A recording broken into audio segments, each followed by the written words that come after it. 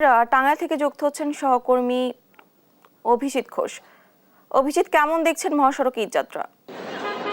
আপনি জানেন যে ঢাকা টাঙ্গাইল যমুনা সেতু মহাসড়কে আমরা ঈদ যাত্রার খবর জানাচ্ছিলাম সকাল থেকেই। এবং আপনি জানেন যে এই সড়কটিতে উত্তরবঙ্গের 22টি জেলার মানুষ চলাচল করে এবং আমি বর্তমানে এই সড়কটিতে গণপরিবহনের সংখ্যা বাড়ার পাশাপাশি ছোট যানবাহনের সংখ্যাও কিন্তু বেড়েছে এবং দুপুরের পর থেকেই যে গার্মেন্টস কর্মীরা রয়েছে তারা ফিরতে শুরু করেছে বাড়িতে এবং এর কারণে ঢাকা সিটির যে পরিবহনগুলো গণপরিবহন সেগুলো আমরা দেখতে পেয়েছি। এবং আপনি দেখতে পাচ্ছেন যে 24 বেঙ্গল যে সেনাবাহিনীর সদস্যরা এই মহাসড়কটিতে আইন শৃঙ্খলার দায়িত্ব রয়েছে। পাশাপাশি এই সদস্যরা টাঙ্গাইলের রাবনা বাইপাস, আশিকপুর বাইপাস এবং এলেঙ্গা বাস স্ট্যান্ডে তারা এই পুলিশ এবং স্বেচ্ছাসেবীদের পাশাপাশি তারা এই মহাসড়কটিতে এই যানজট নিরসন সহ আইন শৃঙ্খলা রক্ষার জন্য তারা কাজ করছেন। এবং আপনি জানেন যে গত এই শুক্রবার রাত থেকেই এই শনিবার দুপুর 2টা পর্যন্ত যমুনা সেতুতে টোল পরিবহন পারাপার হয়েছে 26,000-এর অধিক এবং এর থেকে টোল আদায় হয়েছে 1,95,00,000 টাকা প্রায়।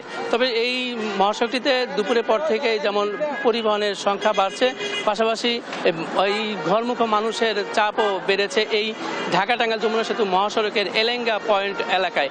এবং আমরা দেখাচ্ছি যে এইখানে এখনো অনেক মানুষ অপেক্ষা করছে গণপরিবহনের জন্য। যে গণপরিবহনগুলো পাচ্ছে সেগুলোতে মানে দাঁড়ানোর জায়গা নেই বিধায় অনেকেই গণপরিবহনে যেতে পারছে না। এর ফলে তারা খোলা ট্রাক এবং পিক আপ যোগে তারা তাদের গন্তব্যে যাচ্ছে পরিবারের সাথে ঈদ আনন্দ ভাগাভাগি করতে। এবং আপনি জানেন যে এই সড়কটিতে এই সকালের থেকে দুপুর পর্যন্ত পরিবহনের চাপ কিছুটা কম থাকলেও দুপুরের পর থেকে বেড়েছে। সংশ্লিষ্টরা বলছে গার্মেন্টসের যে কর্মীরা রয়েছে সেই কর্মীরা দুপুরের পর থেকে ফিরতে শুরু করেছে, যে কারণে এই মহাসড়কটিতে চাপ রয়েছে।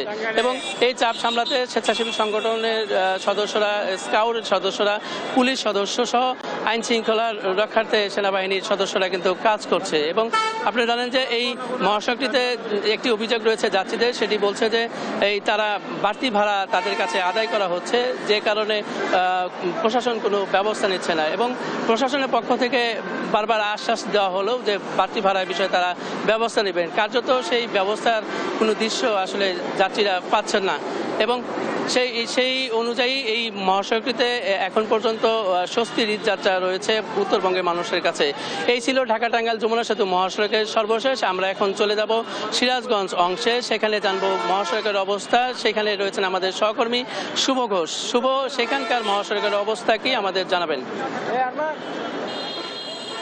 ছুটি দিয়ে প্রিয়জনের কাছে ফিরছে মানুষ, আর প্রিয়জনের কাছে ফিরতে উত্তরবঙ্গের যে মানুষগুলো আছেন তারা কিন্তু ফিরছেন ঠিক এই মহাসড়কটা দিয়েই।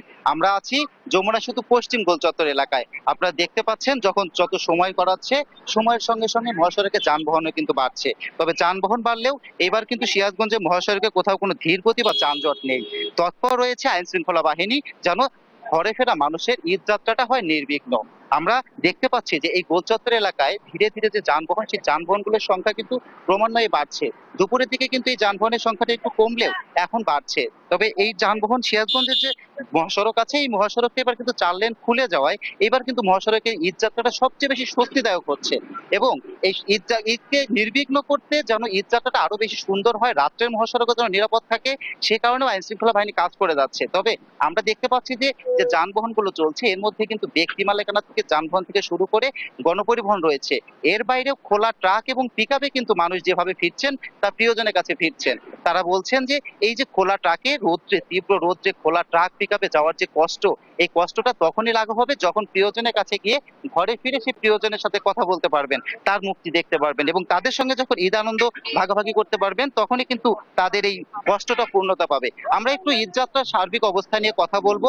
এখানে দায়িত্বে আছেন বেলকুচি সার্কেলের সিনিয়র সহকারী পুলিশ সুপার হুমায়ুন কবির। আমরা একটু তার কাছে জানতে চাইবো যে এইবারে ঈদ যাত্রাটা সবার কেমন হচ্ছে এবং আপনারা কতটুকু প্রস্তুত আছেন এই ঈদ যাত্রাটা নিয়ে, আপনি একটু বলবেন আমাদের। উত্তরবঙ্গের বিশেষ করে রাজশাহী এবং রংপুর বিভাগের ঈদযাত্রার নিরাপদ এবং স্বস্তিদায়ক করতে আমাদের সিরাজগঞ্জ জেলা পুলিশ বদ্ধপরিকর। আমরা এর মধ্যে 648 জন পুলিশ সদস্য মোতায়েন করেছি এই মহাসড়কে 105 কিলোমিটার দৈর্ঘ্য। এর পাশাপাশি হাইওয়ে পুলিশের 322 জন সদস্য এবং এপিবিএন 100 পুলিশ সদস্য নিয়োজিত রয়েছে। আমরা আশাবাদী এবার উত্তরবঙ্গবাসীকে একটি নিরাপদ স্বস্তিদায়ক ঈদযাত্রা উপহার দিতে পারবো। সবার ধন্যবাদ হুমায়ুন আপনাকে। উনি কিন্তু যেমনটা বলছিলেন, এর পাশাপাশি কিন্তু আমরা একটা বিষয় দেখেছি এবার যে বাংলাদেশ ব্রিজ অথরিটির পক্ষ থেকে কিন্তু মহাসড়কের দুই পাশে কিন্তু র্যাকারের ব্যবস্থা করা হয়েছে। কোনো গাড়ি যদি দুর্ঘটনা কবলিত হয় তাহলে সেই গাড়িগুলোকে যেন দ্রুত সরিয়ে ফেলতে পারে, তাদের এমন উদ্যোগটিও কিন্তু প্রশংসনীয়। আমরা ছিলাম ডানা, এই ছিল আমার কাছ থেকে যমুনা সেতু পশ্চিম গোলচত্বর এলাকা থেকে সর্বশেষ।